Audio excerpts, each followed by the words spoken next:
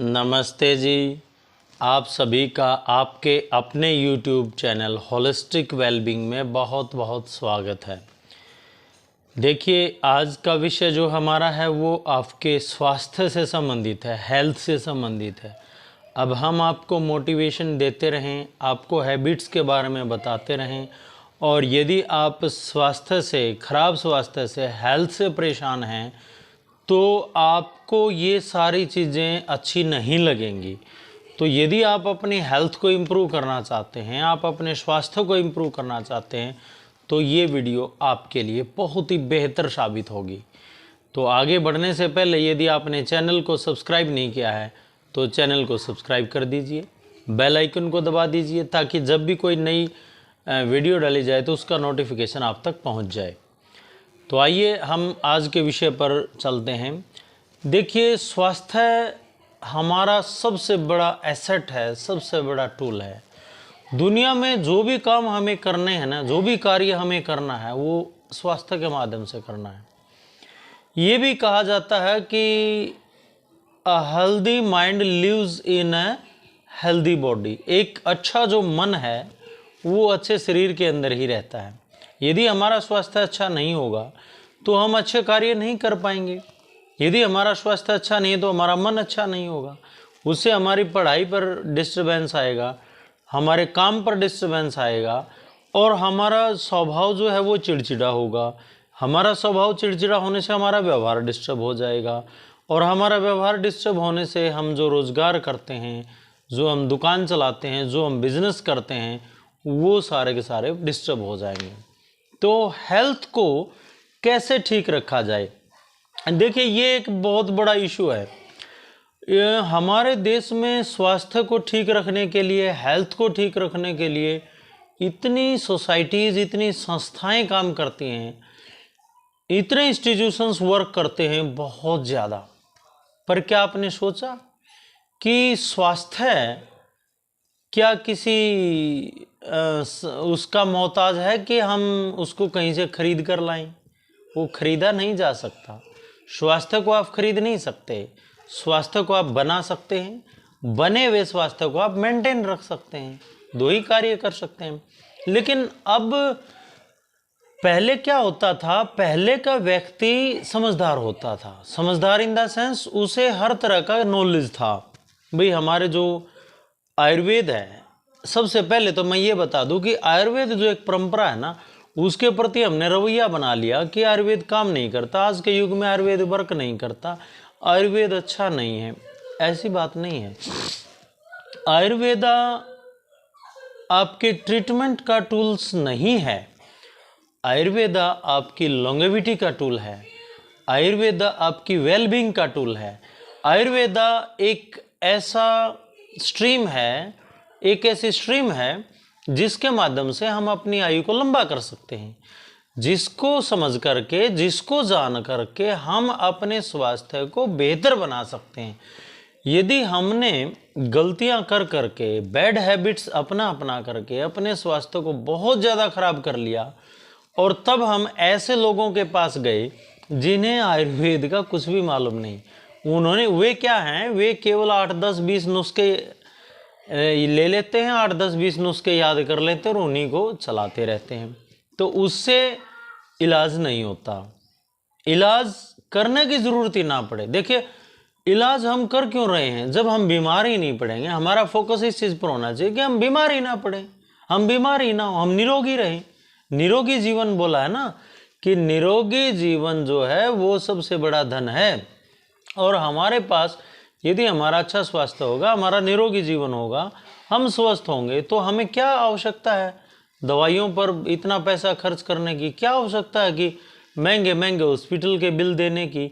हम तंदुरुस्त हैं, हम खुश हैं, तो सब खुश है, परिवार में खुशी है, चारों तरफ खुशी है।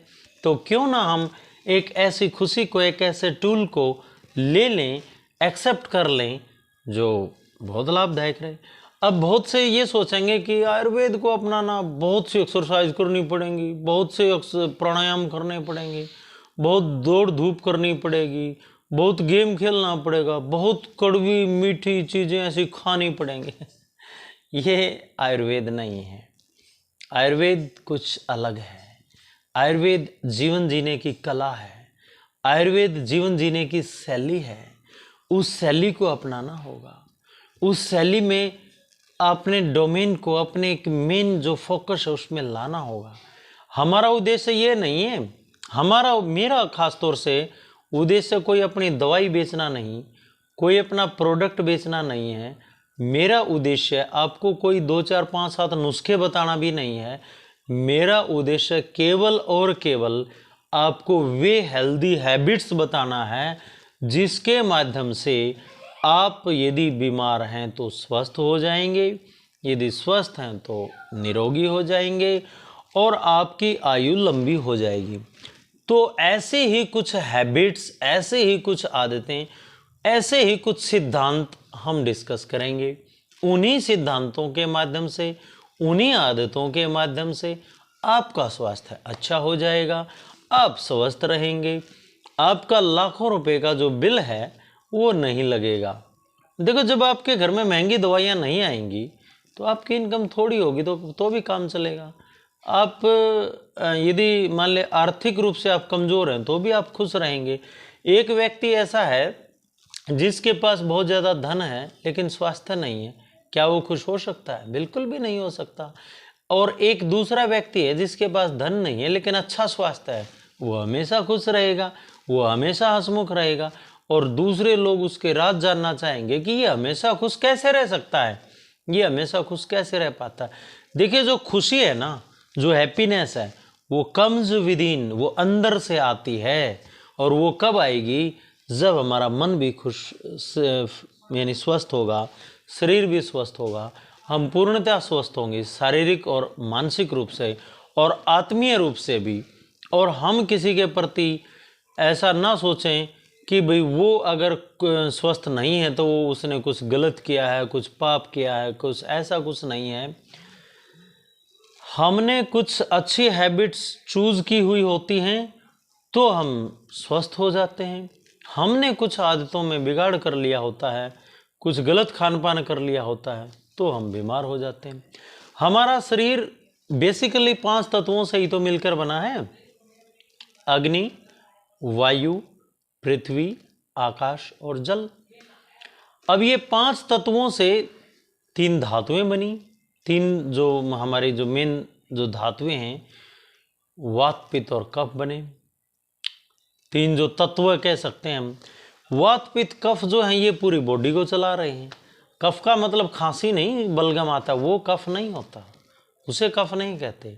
बॉडी को अपना टेम्परेचर बैलेंस रखने के लिए एक विशेष प्रकार के कफ की आवश्यकता होती है जो हमारे शरीर को ताकत देता है, जो हमारी मसल्स को मजबूत बनाता है, उसे कफ कहा जाता है, उसी को कफ कहते हैं।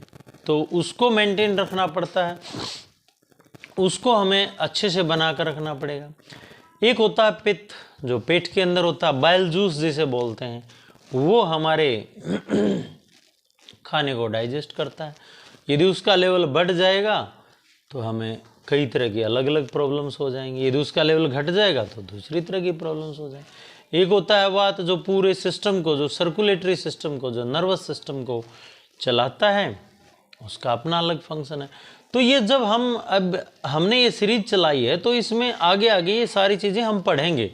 अभी आज केवल आपको इंट्रोडक्शन दिया जा रहा है, इंट्रोडक्टरी लेक्चर दिया जा रहा है। उसमें ये समझाया जा रहा है कि आयुर्वेद का महत्व केवल कुछ नुस्खे याद करना, कुछ दवाइयों के नाम याद करना, कुछ उनके गुण धर्म याद करके लोगों का इलाज करना ही नहीं है।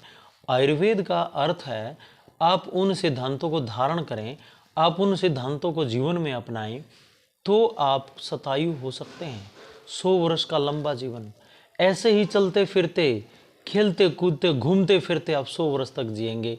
ये आयुर्वेद का असली मूल मंत्र है। आयुर्वेद एक भक्ति भी है। आयुर्वेद के अंदर, क्योंकि भक्ति करने के लिए हमें क्या चाहिए? अच्छा शरीर। अगर हमारे पैरों में जो चौकड़ी लगाने की अक्षमता नहीं है तो हम कैसे भक्ति कर पाएंगे भाई? अगर हमारे पैरों में वो अक्षमता नहीं है कि हम 10 मिनट 15 मिनट खड़े हो सकते तो क्या भक्ति कर पाएंगे? क्या ही हम धर्म पुण्य कर पाएंगे? हम कुछ नहीं कर पाएंगे। सबसे पहला कर्तव्य है अपने शरीर को स्वस्थ रखना, उसके बाद बाकी के कर्तव्य स्टार्ट होते हैं। एक उदाहरण दे करके बताता हूँ। आप किराए के मकान में रहते हैं और आप उस मकान की देखभाल नहीं कर रहे, बल्कि तोड़ फोड़ करते जा रहे हैं।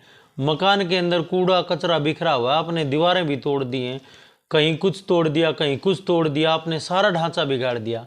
और कभी मकान मालिक आया, उसकी नज़र गई, तो वो आपसे खुश होगा या दुखी होगा? जाहिर सी बात है, वो आपसे दुखी होगा। और जब वो आपसे दुखी होगा तो वो आपको क्या बोलेगा कि मकान खाली कर दीजिए, आप अपना कोई और मकान देख लीजिए। तो ये शरीर भी हमारा एक मकान है, इसमें हम रह रहे हैं, तो इसके प्रति हमारा कोई फ़र्ज़ बनता है, हमें इसको स्वस्थ रखना होता है। यदि हम अपने शरीर को स्वस्थ रखेंगे तो ही हमारा मकान मालिक हमें ये लंबे समय तक इसमें रहने देगा।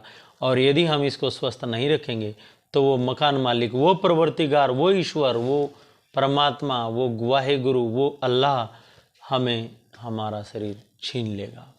तो इसलिए मैं आपसे यही कहता हूँ कि वो सर्वशक्तिमान जो परमात्मा है, ईश्वर है, वो आपको ऐसे कार्य करने की प्रेरणा देता है जिससे आपका शरीर ठीक रहे। यदि आप अपने शरीर को ही ठीक नहीं रख सकते तो आपने दुनिया में कितना भी धर्म किया है, कितना भी अच्छा कार्य किया, वो सब आपके लिए बेकार, आपके लिए जीरो। आपके लिए केवल और केवल एक ही प्रायोरिटी है, और वो प्रायोरिटी है अपना शरीर स्वस्थ रखना। तो मैं आपसे पूछता हूँ, क्या आप स्वस्थ हैं? यदि नहीं तो जुड़े रहिए हमारे साथ। आयुर्वेद की आगे भी सीरीज आएंगी, उसमें स्वास्थ्य के बारे में बहुत कुछ डिटेल में बताया जाएगा, बहुत कुछ समझाया जाएगा, और केवल आसान भाषा में उन्हीं सिद्धांतों को बताएंगे जो आपको 100 वर्ष तक बिल्कुल फिट एंड फाइन रखेंगे। तो वीडियो को लाइक और शेयर कीजिए। वीडियो देखने के लिए आपका बहुत बहुत धन्यवाद।